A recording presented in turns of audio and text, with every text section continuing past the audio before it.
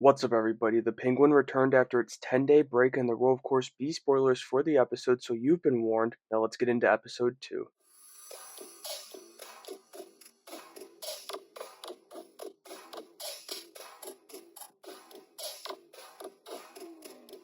This week's episode picks up as Sophia Falcone has one of her therapy sessions, but in her mind, she's back in Arkham Hospital. In there, she sees Alberto come visit her, and then he gets shot from behind before she comes to, with Dr. Julian Rush, Theo Rossi's character, as she was just has a chilling line here at the end that continues to ring throughout the episode for her, telling him, "I'm not safe, I'm home." From there, we jump to Oz as he goes to Salvatore Maroni and his family, more so his wife's family, as he's replaced his Italians with her Persians. But Oz, he still wants the Maroni power to come back in Gotham, and Sal, he's in on it thanks to the missus, lending some, we'll say, encouraging words. They get their plan straight, and we jump to Oz prepping the shipment to be hit.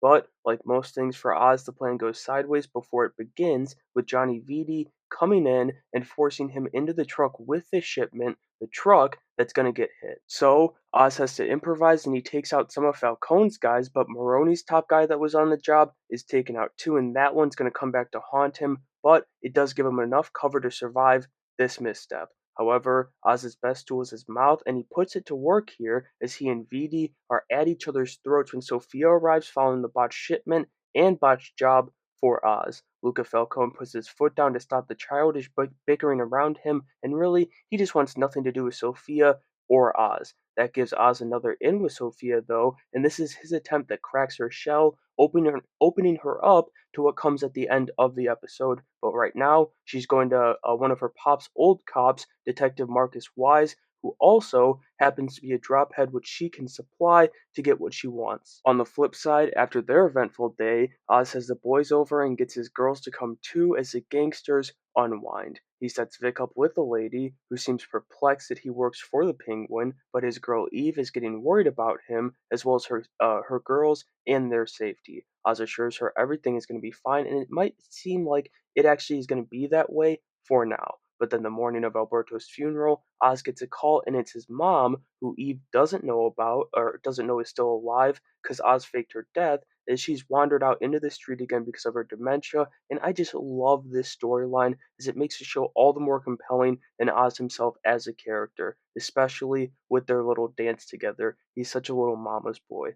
He and Vic, they have to jet off though, as Alberto's funeral has started and Oz ends up missing it, but he makes it in time to talk to Sophia afterwards. He's trying to connect with her, both of them having lost brothers, except she didn't kill his. That's the only catch on this. Sophia is then called away though, and so is Oz after that, and it's over the same matter as Mrs. Maroney is not happy with the fact that Oz didn't pull through on his side of the deal, and he's barely hanging on to things, but he's adjusting on the fly and seemingly has a new plan. That plan is happening at the Falcone estate, where Sophia Falcone is the talk of the town, even amongst family. But she embraces the crazy just a bit here, which was hilarious and also done incredibly by Kristen Milotti throughout this entire episode. One of the best moments from her this week was seeing Alberto's montage, and this is where my Long Halloween comic fans should have perked up. We saw Alberto celebrating the New Year on what looked to me like a yacht in Gotham Harbor, which is straight out of the New Year's Eve section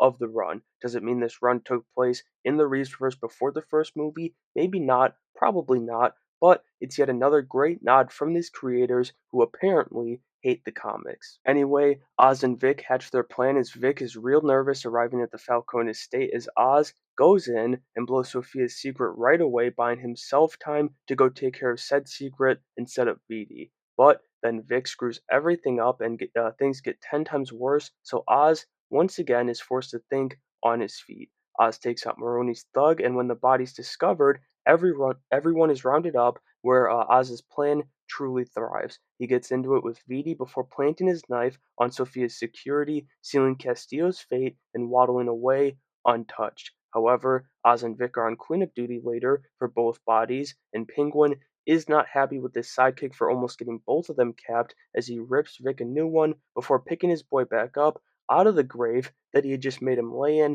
when he gets a call from none other than Sophia, who wants to meet. The episode closes as the pair, who have been at each other's necks throughout the first two episodes, meet at the Falcone tomb. This follows Sophia being pushed to the side by her uncle, and so she's finally ready to get down and dirty working with Oz. I thought that was another solid episode for the show, as Colin Farrell and Christian Mielotti are so damn good as Penguin and Sophia, and that was just when they were foes here, so I can't wait to see these two psychos working together for however long Oz's charade is going to last. And so that'll do it for my breakdown of The Penguin, Episode 2. Like I said, another solid episode for the show, as this continues to look like it's going to become my favorite Gotham created by any creative team. Let me know what you thought about Episode 2, though, down in the comments below, and make sure you have a great day.